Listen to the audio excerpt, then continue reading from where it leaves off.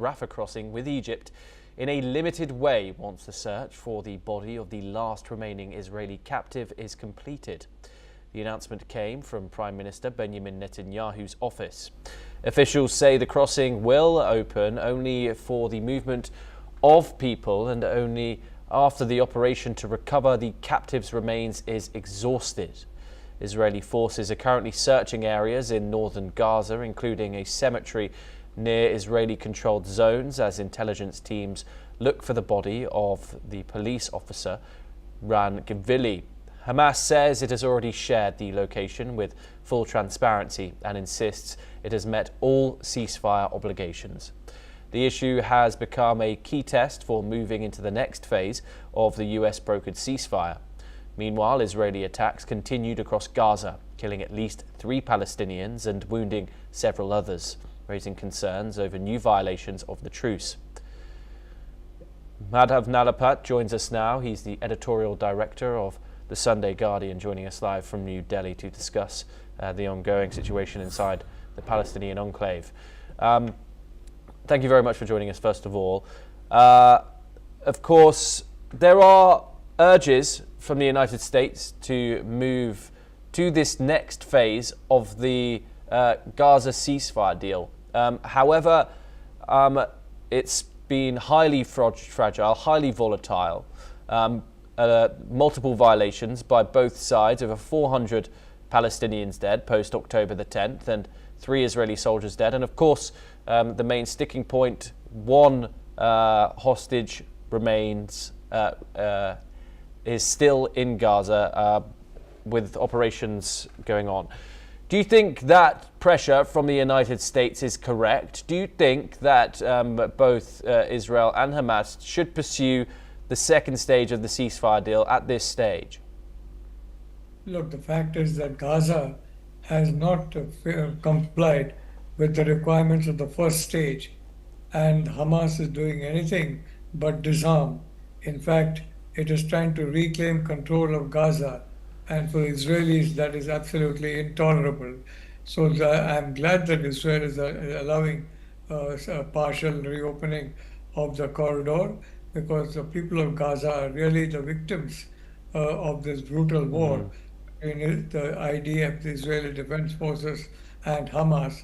But the reality of the situation is Israel does not want the military wing of Hamas to get strength again. So I'm going to institute checks to ensure that no arms get smuggled, and I think that also that no people identified with terror either sneak in or sneak out of that crossing. So it's going to be a very limited operation, but I hope it will provide some relief to the population of Gaza, which really undergoing torment, absolute torment, starvation, deprivation, disease, misery, deaths, you name it, because of this Israeli blockade.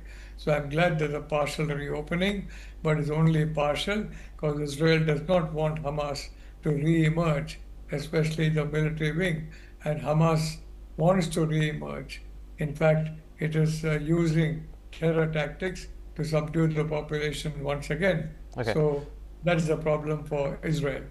And of course, there have been some concerns raised over this reopening. Some claim that they are letting people move out of the Gaza Strip, but not letting people in.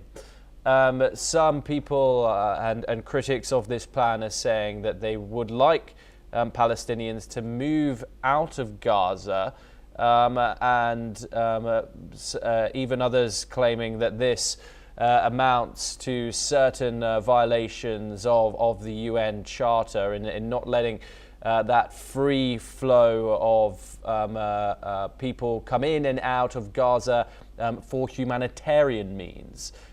Do you see those same issues?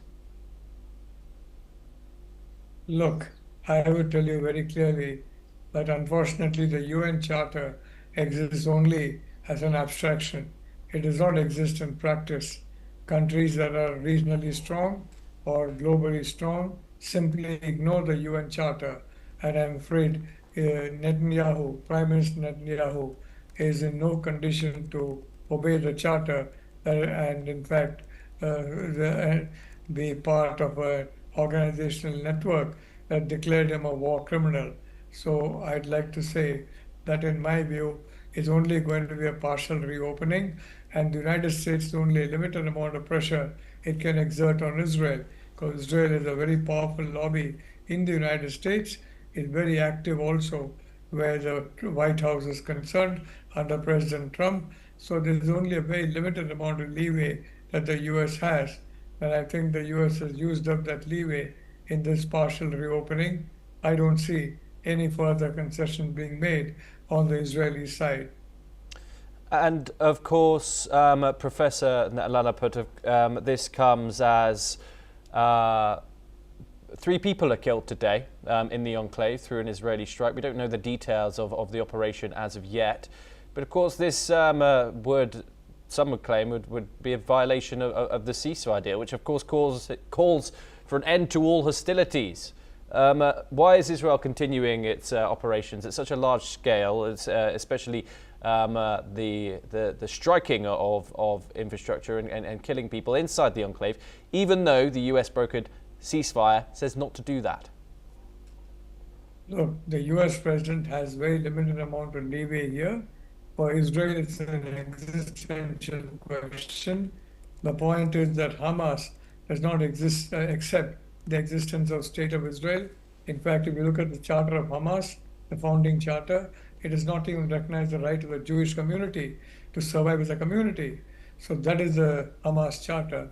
Now, I don't know why Israel permitted Gaza under Hamas for so long, but I don't think Netanyahu is going to repeat that mistake. And I don't believe the United States can enforce enough pressure to ensure that he does, for a simple reason that then the Israeli lobby in the US will be very active and they'll be very hostile to President Trump, and he can't lose any more support than what he already has. And he's on a downward slope. He can't lose any more support. Thank you. Okay. Madam, do stay with us as we move on to our next story. We have some breaking news coming out of South